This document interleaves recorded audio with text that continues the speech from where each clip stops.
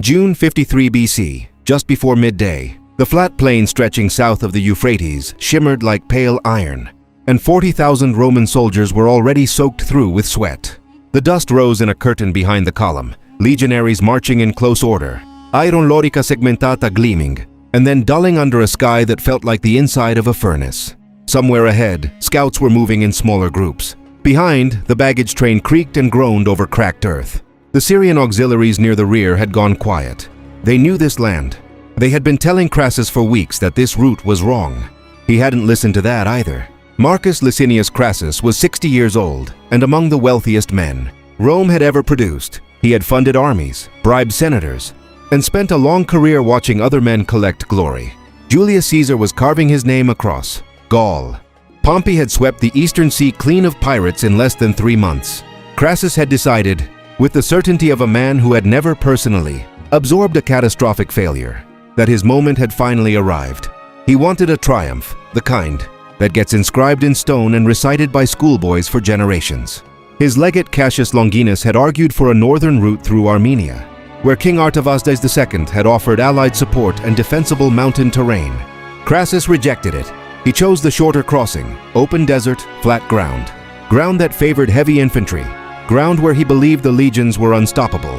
One of his officers checked the omens before they crossed the Euphrates.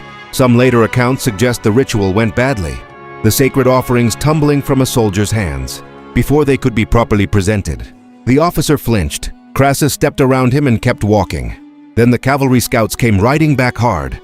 They had made contact with Parthian outriders, a loose screen of horsemen, light and fast, circling at distance. The Parthians hadn't charged. They hadn't broken. They had ridden tight arcs, loosed a few arrows almost without urgency, and vanished back into the heat shimmer like they had simply dissolved into the air. Crassus's senior officers offered the logical interpretation, a probing screen. The Parthians were testing their flanks, looking for weakness, doing what nomadic cavalry always did before larger armies. Close the distance, fix them, let the legions do what legions do. The plan made sense.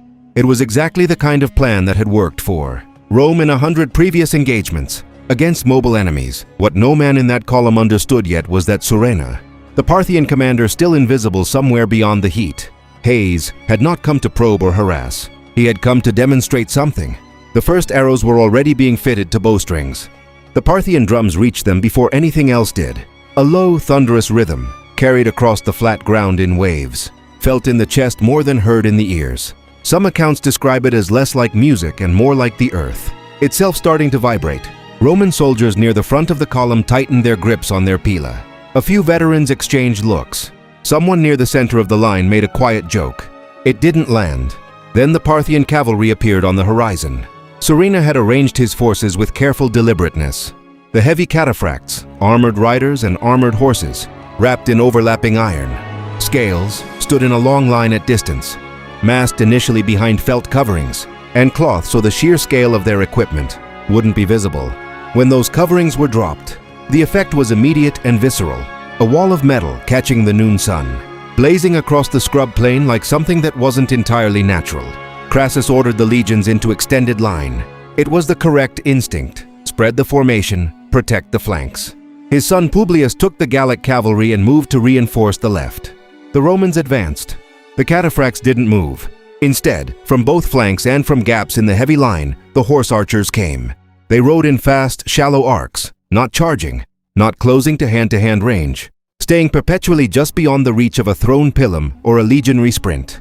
They drew and released without stopping, without pausing, arrow after arrow, in a rhythm that seemed mechanical, almost inhuman, fired from the saddle at full gallop in a technique that Roman soldiers had no cultural framework to understand. The shafts didn't arc high and plunge down. They came flat and fast and punched through shields. The legions locked into testudo, overlapping, shields raised above and to the sides. The formation that had saved Roman columns from arrow fire before. For a moment it held, but the Parthian archers simply adjusted their angle, and the volume of arrows didn't slow. One soldier shifted his shield a fraction, a cramped arm, a second's inattention, and the arrow found the gap. Crassus ordered Publius to charge with the Gallic cavalry and break the pressure on the left flank. Publius rode out. His cavalry hit hard. The Parthian horse archers scattered beautifully. turned and fled in the exact pattern that cavalry was designed to chase. He chased them. This was the moment Serena had been waiting for since the column entered Mesopotamia. The Roman cavalry rode out of sight of the main force, and in the flat, empty ground beyond a low ridge, the Parthians stopped running. Publius Crassus never came back. His Gallic horsemen, surrounded, cut down, his own men dying around him, made a final stand on a low hill. Publius reportedly asked a friend to run him through rather than be taken. The Parthians mounted his severed head on a spear. Back in the main formation, no one knew yet, but the screaming from the direction Publius had ridden was audible in the silence between volleys, and still the arrows kept coming. They brought Publius's head forward on a Parthian lance, held high, paraded slowly in front of the Roman line, so every man in the forward, centuries could see it clearly. There was no ambiguity about what it was. Some sources record that when the news reached Marcus Crassus personally, when an officer finally found the words, the old general went still in a way that frightened the men near him. Not grief exactly, something past grief.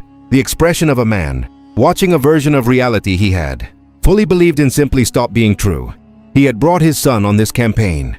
That decision, quiet and private, now stood in front of him on a spear. The Roman formation was still intact but bleeding steadily. The testudo held, but holding it was exhausting, shields braced at angles, arms shaking, men pressing against one another in the heat. The Parthian archers had not slowed. This was the part Crassus had not factored into any version of his plan. The arrows did not run out. Serena had organized a supply train of camels, hundreds, of animals loaded specifically with extra shafts, rotating in from the rear of the Parthian, lines to keep the archers continuously restocked. It was, by any measure, a logistical achievement as much as a military one. The Romans had no answer for an enemy that simply would not stop. Crassus attempted to move the column toward the town of Carrhae under cover of darkness, leaving behind his wounded, an act that became one of the darker footnotes of the battle. Some accounts suggest he had little choice. Others are less charitable. The record is genuinely unclear. What is certain is that roughly 4,000 wounded were left on the field.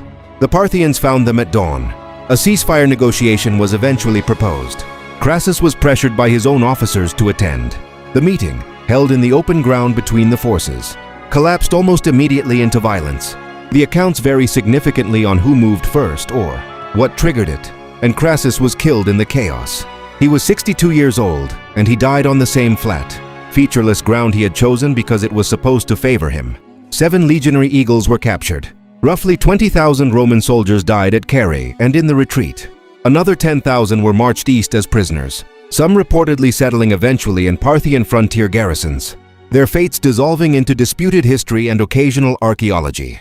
Serena did not long survive his victory. Orodes II, the Parthian king who had not personally commanded the battle, reportedly had him executed within the year, a general too successful, made too famous, becoming politically inconvenient. The eagles weren't recovered for 33 years, returned eventually through diplomacy in 20 BC under Augustus, who turned the event into a propaganda triumph. He had coins minted. The humiliation was officially reframed as Roman persistence. But out on the Mesopotamian plain, in the still hot June sand, there was no reframing available. Rome's legions had marched into a landscape they didn't understand, led by a man who believed confidence was a substitute for preparation. The arrows had disagreed,